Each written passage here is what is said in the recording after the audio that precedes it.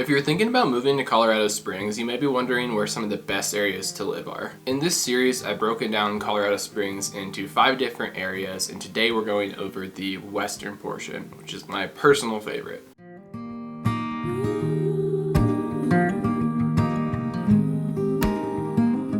My name is Ben, and in this channel we go over what it's like to live and move to the Colorado Springs area. Having grown up in the area and then moved away and come back, I've gained a lot of experience on some of the intricacies of the area. Also, we are a team of realtors and would love to earn your business, so if you are getting any value out of these videos, we'd love to hear from you. But also, I just love talking about Colorado Springs. So give us a call or text, we'd love to help. So like I mentioned in this series, if you're coming by for the first time, we're breaking down Colorado Springs into 5 different areas. So we've got the central, the northern, the eastern, the southern, and the western. And today we're going over the western portion. If you're looking for any of the other videos, feel free to click through them on a playlist. And without further ado, here is the western section. So that's going to consist of Rock Rimmon, Old Colorado City, Manitou Springs, and the Broadmoor area. So in this series, we've broken down each area by 3 different criteria. So the feel, so what is it like to actually live in the area? What does it feel like? The downsides, so what are some of the unexpected cons of living here? And then what does it take to rent or buy a house, so the cost. So jumping straight into the feel of this western area, it's honestly gonna feel a little bit more what you'd maybe expect Colorado to feel like. Unlike a lot of Colorado Springs that can be a little bit flavorlessly suburban, this western area is going to have a little bit more of a mountain town vibe, and in general it's just going to have a little bit more character. And as you can probably tell, I'm a little bit biased. This is personally my favorite area, and hang on while I kind of tell you why. So to best understand this area, you really have to break it down into a couple different chunks. So the first area that you really have is going to be the Rock Rimmon area, so that's going to be west of I-25 to the northern portion of this area. So this Rock Rimmon area is going to be a little bit more like mountainously suburban. There aren't a ton of like retail spots over here. It's going to be mainly neighborhoods, but the houses and the apartments are going to be built more on the side of the mountain, and you're right up to the foothills, so totally different feel than the rest of the suburbs that are closer to the plains.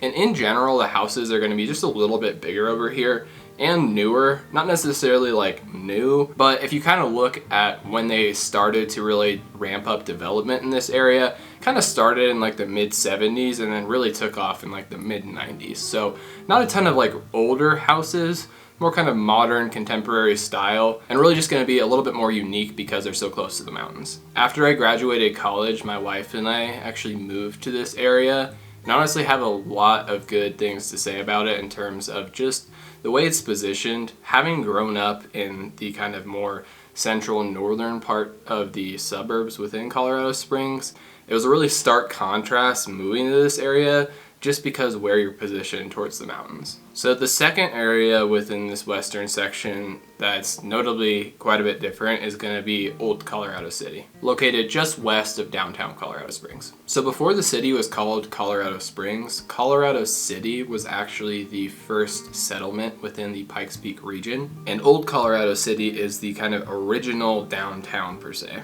So there's going to be a lot of historic buildings with like an old town charm, while businesses are also flourishing in this area, so there's a lot of like updates and things that are well kept. Old Colorado City has a ton of charm, so there's going to be a lot of like historic houses in this area, and in general there's quite a few businesses as well with the downtown, and overall they're really well kept, which I think makes this area unique because you maybe would think that it being the original older downtown they wouldn't keep it up to date.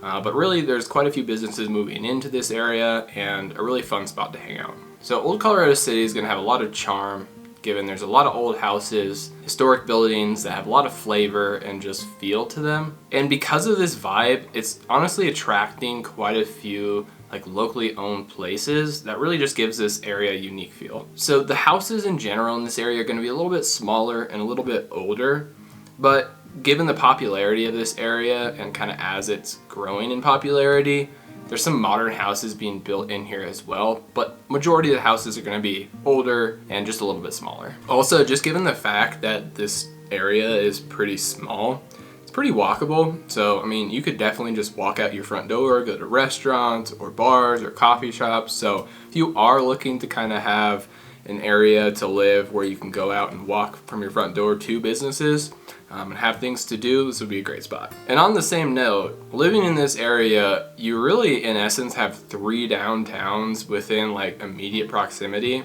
because you have just west Manitou Springs, the downtown, and then just to your east you have downtown Colorado Springs. So in terms of things to do, this section with the 3 downtowns kind of lined up just gives it a really cool feel. Because this area is going to be just a little bit more urban, you honestly do have a little bit more of a presence with the homeless population.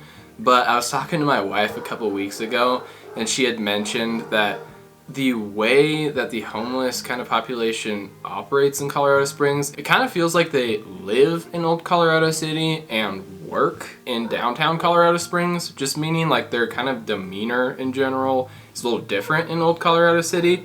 That's completely subjective, but honestly, as a local, that's just kind of what it feels like. This just meaning like in Old Colorado City, they kind of seem to keep to their own, and then when you go to downtown, you kind of are talked to more by the homeless people. So in general, just gonna kind of feel like that a little bit. And honestly, whenever my wife and I go to Old Colorado City to hang out, we always see something like super unique. Last time we saw a guy talking to a raven on his shoulder. It always just gives you this unique kind of quirky feel. Overall, Old Colorado City is just gonna feel like a little bit more of an old town, historic mountain town. So from Old Colorado City, if you travel just slightly further west, about 5 to 8 minutes, you reach Manitou Springs, and this area is also going to feel just a little bit different than the rest of the western portion. In my opinion, Manitou is going to be really unique just because a lot of the houses are literally like built onto the side of the mountain.